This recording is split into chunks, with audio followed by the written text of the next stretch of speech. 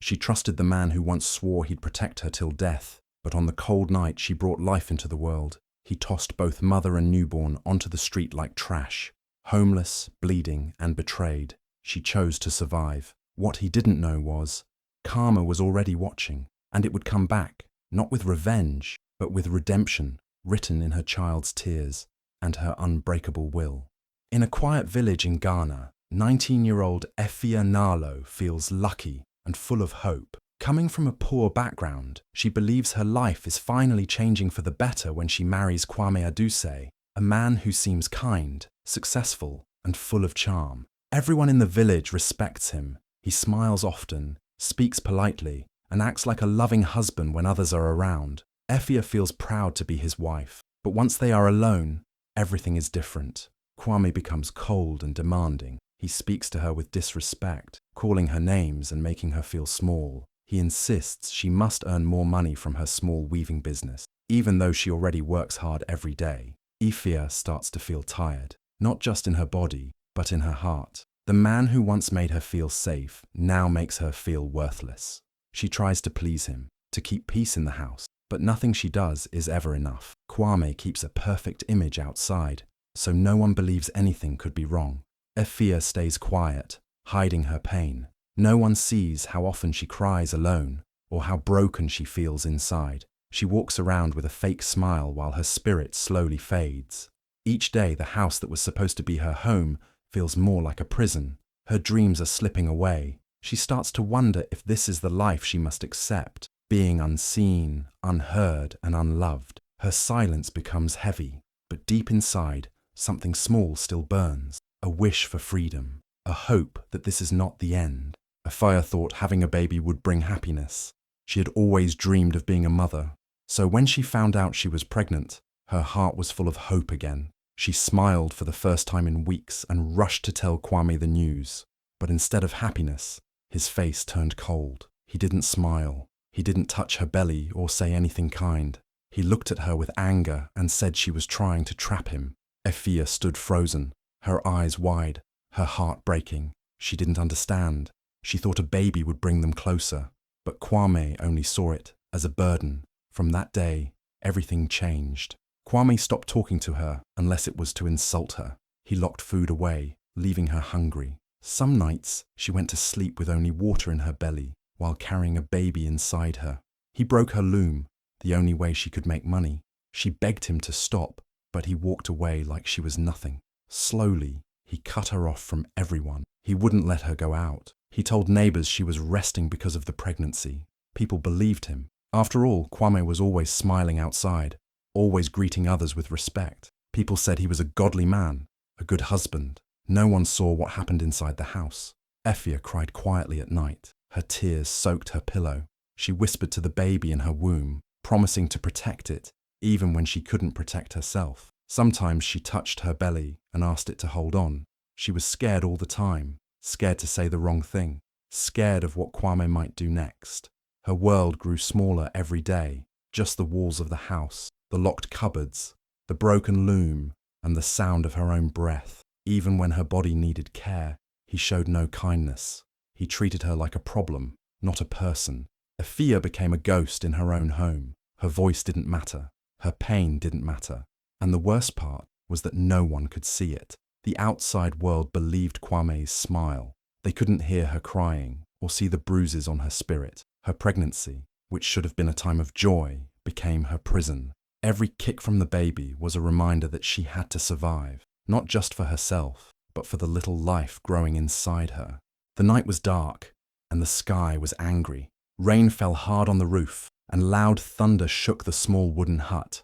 Lightning flashed again and again, lighting up the room like a warning. Inside, Efia cried out in pain. Her labor had started. Her body was shaking, her dress soaked with sweat, and her face twisted with fear. She begged Kwame to help her, to take her to a clinic, but he stood at the doorway, cold and still. He looked at her with disgust and shouted, "That child is not mine!" His voice was louder than the thunder. Efia's heart broke in that moment. She was in so much pain, but his words cut deeper. She dropped to the floor, crying and bleeding. Her body was weak, but she knew she had no choice. She had to deliver the baby alone. A small candle lit the corner of the room as she pushed, screamed, and cried. The rain outside hit the walls like drums of war. And then, finally, a baby's cry broke through the noise. A little girl had entered the world, covered in blood and rainlight. Efia held her close, shaking, whispering, "You're safe now," even when she wasn't sure it was true. But before she could even catch her breath, Kwame stepped forward. He didn't smile. He didn't even look at the baby's face. He reached out, grabbed the newborn from Efia's arms, and pulled both mother and child up like they were nothing. Efia screamed, begging him to stop, but he dragged them to the door, opened it to the wild storm, and pushed them outside into the mud and cold. He slammed the door shut and locked it. Rain poured down, soaking Efia and the baby. Lightning lit up her pale, shivering face. She held her child close, using her own body to shield her from the storm. She was barefoot, bleeding, and alone. Every bone in her body hurt, but she kept whispering, "Stay with me. Please stay with me." Her hands shook as she wrapped the baby in a piece of cloth she tore from her dress. The house behind them was dark now, the candle blown out. No one came to help. The village was quiet, sleeping through the storm. No one saw the pain. No one heard the cries. Efia fell to her knees near a tree, her arms wrapped tightly around her baby. Her tears mixed with the rain, her voice hoarse from screaming. The baby whimpered softly, her tiny body pressed against her mother's heart. That night changed everything. It was not just the night her daughter was born. It was the night something inside Efia also died. But even in that darkness, a small light was still burning. It was faint, but it was there, the will to survive. Not for herself anymore, but for the baby girl who had come into the world through pain, through fire, and through storm. The rain didn't stop. Efia walked through the mud, weak and cold, her newborn baby pressed tightly against her chest. Her feet were cut from sharp stones, her clothes soaked, her body in pain. She didn't know where she was going. She just knew she had to keep walking. Her baby cried softly, and Efia whispered lullabies with a trembling voice. After hours of walking in the storm, her legs finally gave out. She collapsed near a quiet roadside shrine, a small sacred place with old carvings and ashes from candles long burned out. There was no one in sight, only the sound of rain and wind. Then, out of the shadows, a figure slowly appeared. An old woman, dressed in layers of faded cloth, stepped forward with a wooden walking stick. Her eyes were sharp, like she could see through the rain, through pain, even through secrets. Her name was Na Ami, but most people called her the widow healer. Some feared her, some respected her, all kept their distance. But that night, she didn't turn away. She looked at Efia and the baby, knelt down, and gently touched Efia's forehead. Without speaking, she helped them up and guided them to a small clay house hidden behind tall grass and trees. Inside, the room was warm. Na lit a fire, boiled water, and began cleaning Efia's wounds. She wrapped the baby in soft cloth and gave her warm herbs to drink. Efia was too tired to speak, but tears ran down her face, not from pain, but from the strange kindness she hadn't felt in so long.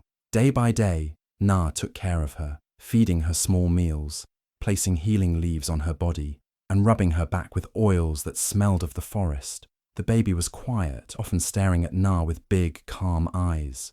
Efia started to heal, not just her body, but her heart. She watched Na with curiosity. The old woman moved with calm power, spoke little, but when she did, her words were full of meaning. She showed Efia how to mix herbs, how to listen to the wind, how to feel energy in the ground. She told her, "The earth listens, the trees remember, and you, child, you are stronger than you know." Efia listened. She felt like she was waking up from a long, dark sleep. Her hands, once used only for weaving, were now learning to heal. Na never asked many questions, but she seemed to know things without being told. Sometimes she would stare into the fire and whisper names Efia had never spoken. One night, while holding the baby, Na looked at Efia and said, "This child carries light. Protect her. Teach her. She is not just yours. She belongs to something older." Efia felt a chill, not from fear, but from the feeling that something important had just been said. Something bigger than both of them. There was a strange peace in that house. A silence that didn't feel empty, but full of hidden truths. Efia didn't understand it all, but she knew she was safe. For the first time in a long time, she felt warmth, not just on her skin, but deep inside her soul. And beside her, her baby slept soundly, like she knew they had finally found the place where their story would begin again. Efia gave her daughter the name Adjoa, a name for girls born on a Monday. It was a simple name, but it carried strength. Every time Efia said it, she felt hope rise in her chest. They had come from pain, but this child was her light. Adjoa grew quickly, with bright eyes and a calm spirit. Even as a baby, there was something different about her. She rarely cried. She watched the world with quiet understanding, as if she already knew more than she could say. As the months passed, Efia began to notice little things. Adjoa would stare at people and suddenly touch their arm gently, like she could feel what they were feeling. One day, a neighbor came by with a swollen foot, and Adjoa, only 3 years old, walked up to her and pressed a leaf onto it. No one had told her to do that. The woman said later the pain faded by the next day. Efia brushed it off at first, thinking maybe it was just luck, but more signs began to appear. Adjoa loved to play in the dirt outside the hut. She would sit for hours, drawing strange shapes and lines with her fingers. The first time Na saw the symbols, she froze.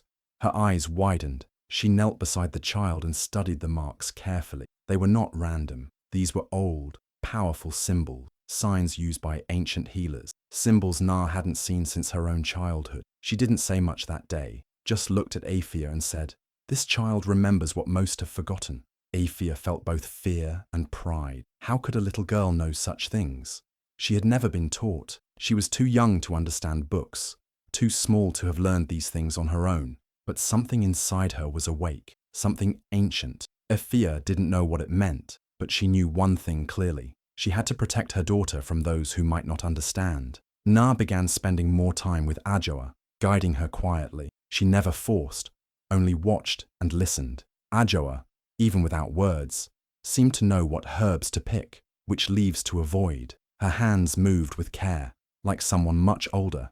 Efia often watched her from a distance, heart full of wonder. She thought about all they had been through, the pain, the betrayal, the night of the storm. Out of all that suffering, a gift had come into the world. There were whispers of something deeper, something not yet seen. Not magic, but a quiet power, growing stronger each day. Efia didn't know what the future held, but she knew her daughter was special. She had been born through pain, but she was not broken. She was whole, and she was meant for something more. Back in the village, Kwami's life looked perfect on the outside. He opened a big motorbike dealership by the main road. People came from nearby towns to buy from him. His shop was shiny, full of posters, loud music, and brand new bikes. Everyone called him Boss Kwami. He dressed in gold chains and expensive shirts.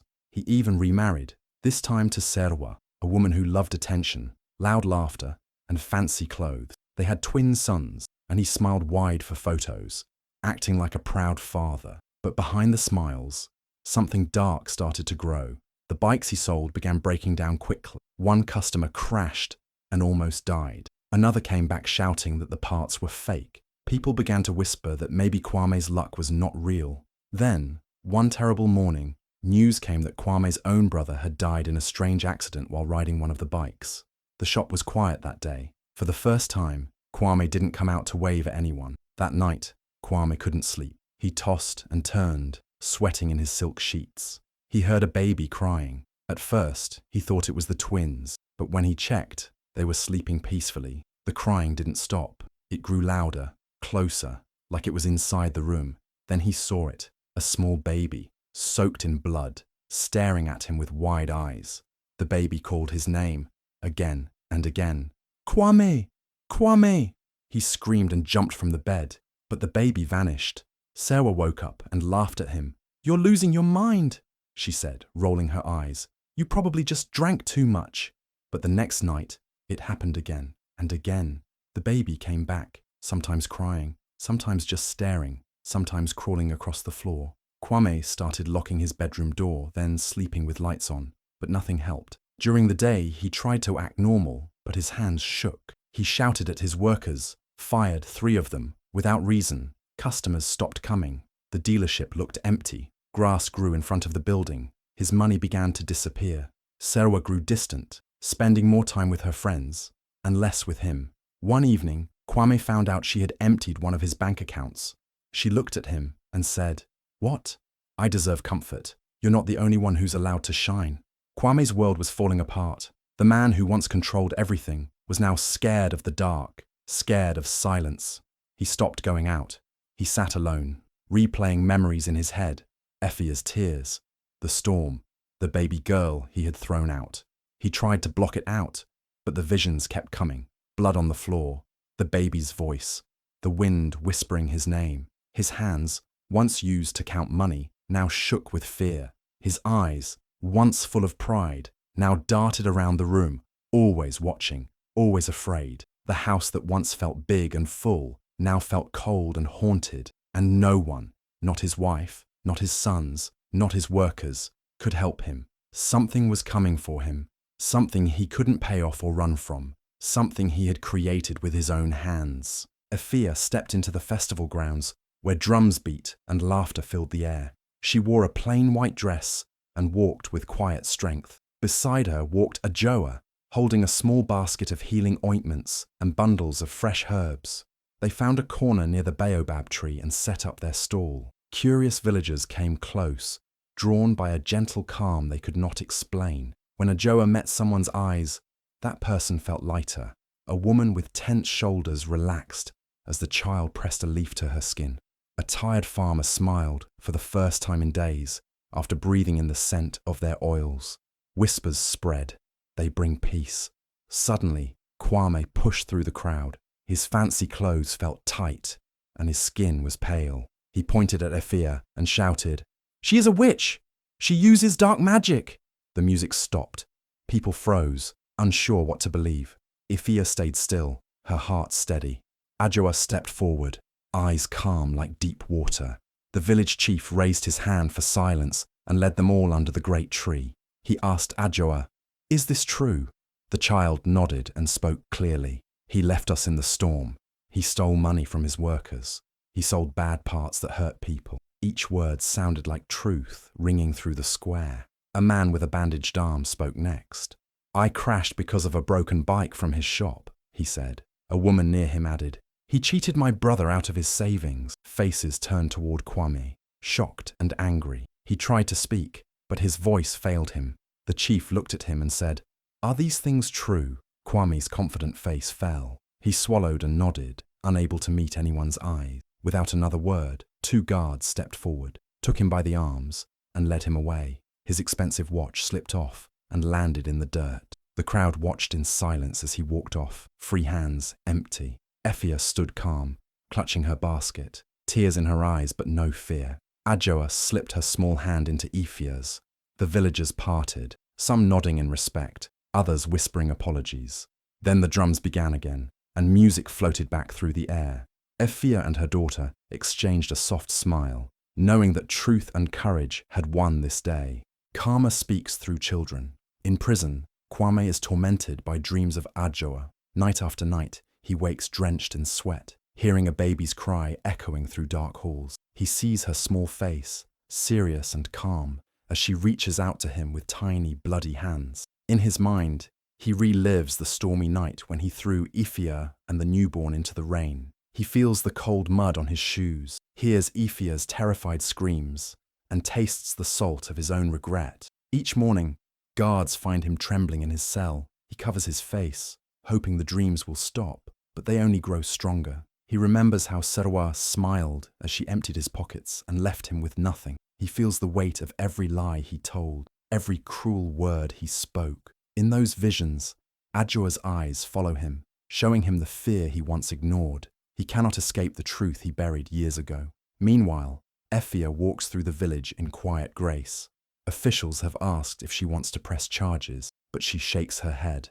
"Let karma finish what it started," she says softly. "My peace is not in chains." Her words spread like warm light through the village. People who expected anger see instead a calm confidence that shines in her eyes. She does not need revenge. She trusts that life will bring its own justice. Back in her small home, Effia cares for Ajoa. The child's strange gift grows stronger each day. Ajoa senses fear and pain in others, and she reaches out to soothe them. A crying goat stops bleating when she gently strokes its head.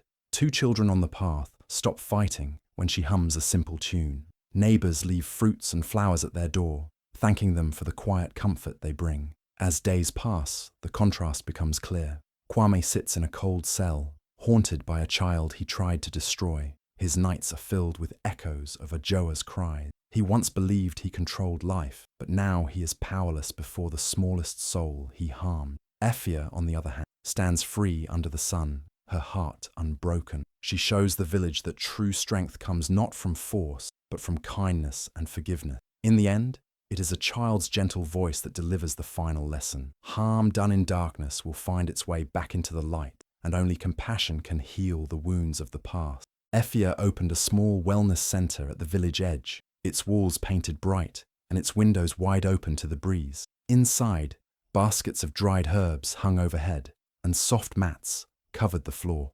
With Na Amy's blessing, Efia taught women how to mix healing teas, press warm leaves on sore muscles, and breathe slowly to calm their minds. Each day, battered and tired women arrived carrying stories of abuse.